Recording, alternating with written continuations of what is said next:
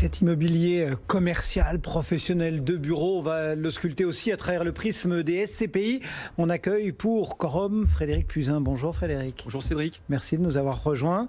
Quel bilan vous faites de cette année 2020 quand même fichtrement particulière, de confinement, avec toutes les questions qui se posent? Oui, alors la première question, c'est deuxième vague.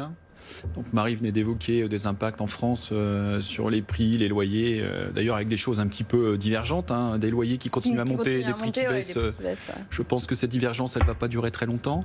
Non, la première vague a plutôt été bien gérée par les SCPI. Je pense, globalement. L'interrogation, c'est la deuxième vague. Ouais, c'est moche, là, quand on commence par le premier, ça allait, mais là... Non, je pense que... Pourquoi? Parce que finalement, il y avait des réserves quand, chez tout le monde, entre guillemets. Oui, enfin, pas chez tout le monde, mais les il y avait un peu la fleur au fusil, tout ça. Oui, et puis une entreprise qui se prend un choc pendant 4 mois ou 3 mois, c'est une chose. Quand elle s'en prend un deuxième, 6 mois après, quasiment de la même ampleur, on peut imaginer que les réserves de ces entreprises ont été touchées, la trésorerie aussi, et donc derrière, il pourrait y avoir des problèmes sur les loyers. Donc en fait, cette crise, elle rappelle une chose, vous savez, le vieil adage immobilier, c'est l'emplacement, l'emplacement, l'emplacement. Et cette crise, elle révèle qu'une seule chose, c'est que l'immobilier, c'est le locataire, le locataire, le locataire. Parce qu'en fait, on voit bien que c'est le locataire qui paye le loyer, qui crée la valeur. Alors on peut toujours espérer acheter à un certain prix et revendre plus cher quelques années après, mais c'est pas là-dessus qu'on doit bâtir une stratégie immobilière, dès lors qu'on n'est pas promoteur immobilier, dont c'est le métier.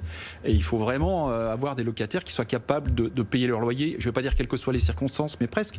Évidemment, on peut les accompagner, mais il faut que de l'autre côté, son investissement soit rentable. Et on voit bien l'importance d'être hyper diversifié, de ne pas mettre tous ses œufs dans le même panier. Évidemment, si on a fait que des murs de commerce, voilà, on aura peut-être plus de difficultés que si on a un petit peu panaché tout ça.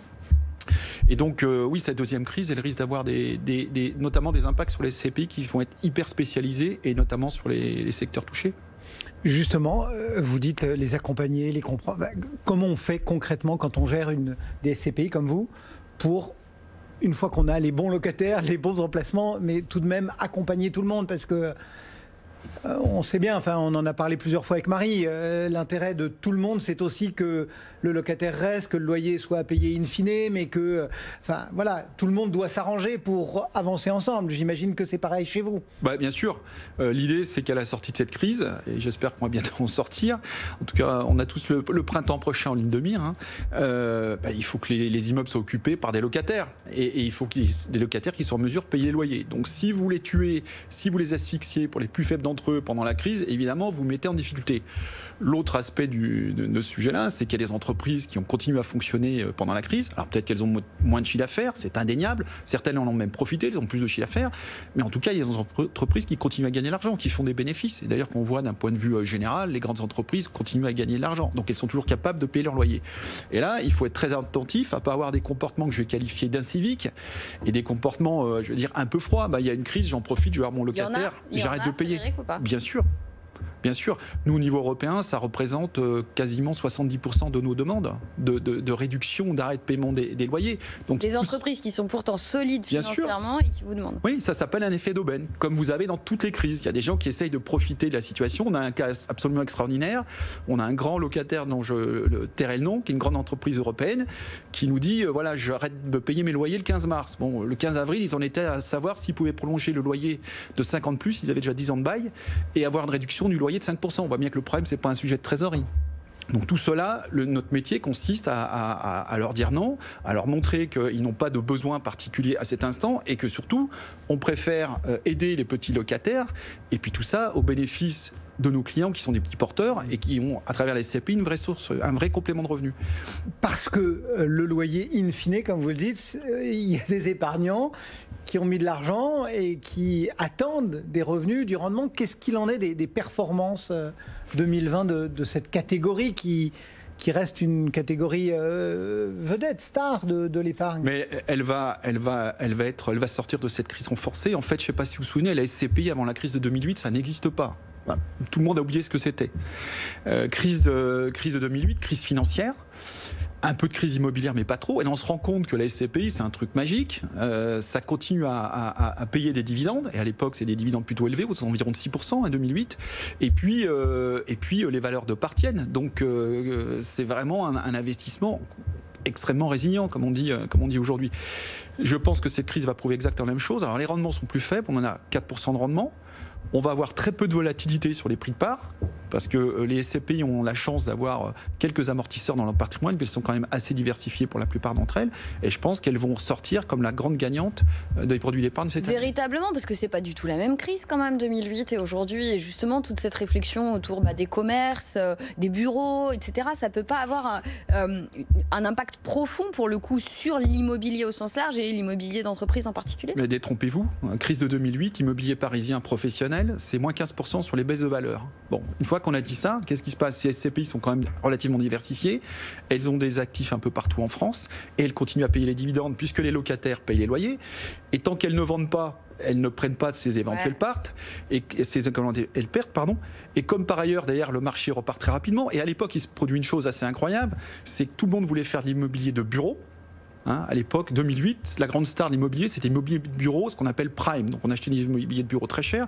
Et il sort de cette crise de 2008 qu'en fait, il y a un immobilier absolument extraordinaire que tout le monde a un peu oublié dans un coin, c'est le commerce.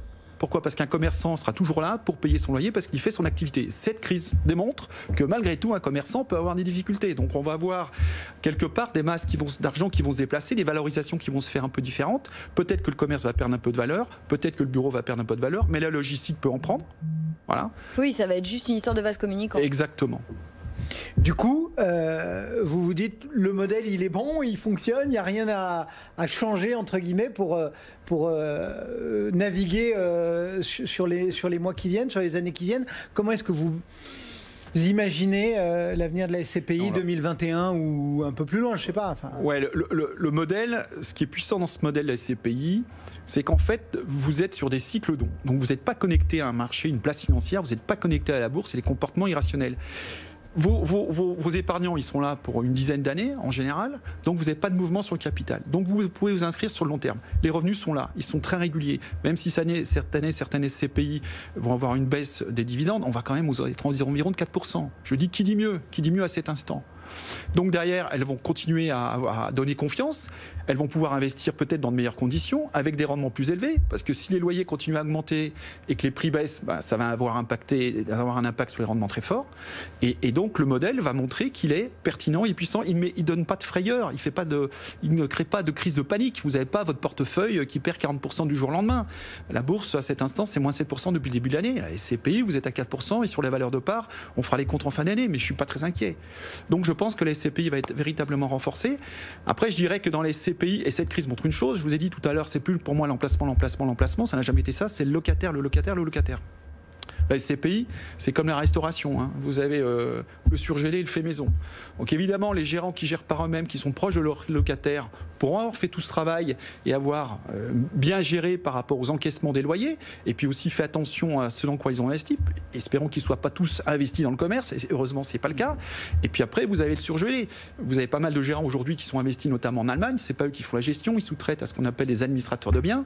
Donc vous vous rendez compte que la relation quand vous êtes loin du locataire, ce n'est pas la même que celle quand vous êtes là au quotidien. Voilà. Marie a pointé via cette étude Se Loger sur les tailles de commerce, mais on a aussi beaucoup d'observateurs du monde du bureau qui disent il va y avoir des choix qui vont se faire sur, non pas forcément sur on abandonne tous le bureau et on va tous bosser à la maison, mais sur la façon dont on appréhende la taille des bureaux, l'espace dont on a besoin, dont il est modulé, voilà, avec les tailles de commerce. Tout ça sont des choses sur lesquelles vous êtes amené aussi à porter un regard, à travailler avec des locataires qui concernent les investisseurs, ou vous dites non, ça c'est la cuisine de mon locataire, il fait bien ce qu'il veut. Non, alors on est très attentif à ça depuis toujours. Si on dit que le locataire c'est ce qu'il y a de plus important dans l'immobilier, avant le tas de briques, évidemment vous êtes attentif aux besoins de vos locataires et à ces évolutions.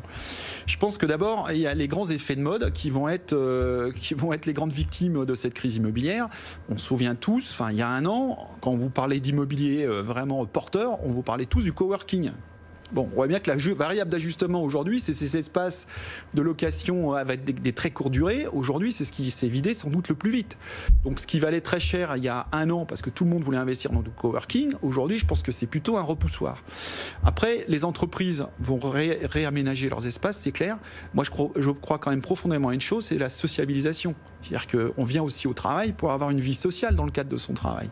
Et on l'a vu dans des très grandes entreprises dans le passé, comme IBM, par exemple, qui a une quinzaine d'années avait mis une grande partie de ses effectifs en télétravail. Ils ont fait le chemin inverse il y a quelques années. Voilà. Donc tout ça, c'est des équilibres. Il va y avoir des changements, mais il faut rester attentif, accompagner ses locataires et puis surtout compter sur des locataires fiables, solides, qui sont capables de payer ses loyers.